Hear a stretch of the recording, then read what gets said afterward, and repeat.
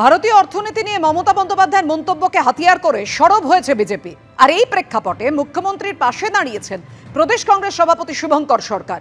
তিনি বলেন, সত্যিটা এদেশে বা বিদেশে যেখানেই বলা হোক না কেন তাতে আপত্তি নেই। প্রথমেই শোনাবো আপনাদের ঠিক কি বলেছিলেন মুখ্যমন্ত্রী। India has already overtaken the UK. We are now the 6th largest economy. India is the 5th largest economy. Soon it will be the 3rd largest economy in the world. By 2060, I predict it will be the #1 economy in the world. And India as a country. So I will defer that. There are so many things what I should not speak here. Internal matter, external affairs matter. I cannot disclose. So I have some other opinion also. 45 বছরের সবথেকে বেশি বেকার ভারতবর্ষে বহু মানুষকে ration দিতে হচ্ছে, অর্থাৎ অর্থনীতি খারাপ। তার কারণ ভারতবর্ষের মাটিতে অর্থনীতি যে খারাপ এটা সবাই জানেন। শেয়ারের দাম কোথায়, টাকার দাম কেন কমছে?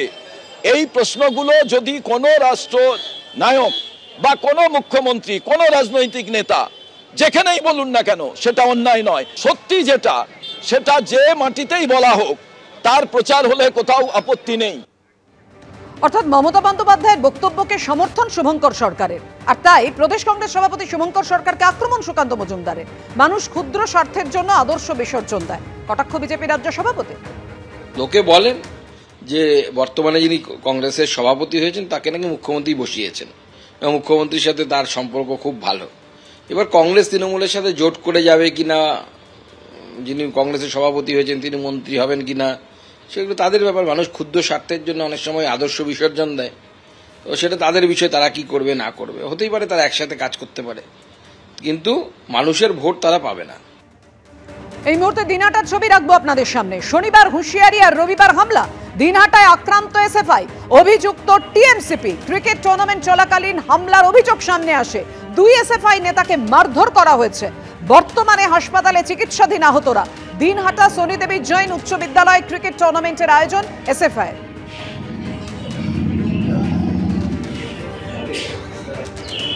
গতকাল হুঁশিয়ারির পর আজ হামলার ঘটনা। দিনহাটায় আক্রান্ত হলো এসএফআই, অভিযুক্ত টিএমসিপি। ক্রিকেট টুর্নামেন্ট চলাকালীন হামলা করা হয়েছে এমনই অভিযোগ। 2 এসএফআই নেতাকে মারধর করা হয়েছে। বর্তমানে হাসপাতালে রয়েছেন তারা। দিনহাটা সোনি দেবী জৈন উচ্চ বিদ্যালয়ে ক্রিকেট টুর্নামেন্টের আয়োজন করে এসএফআই।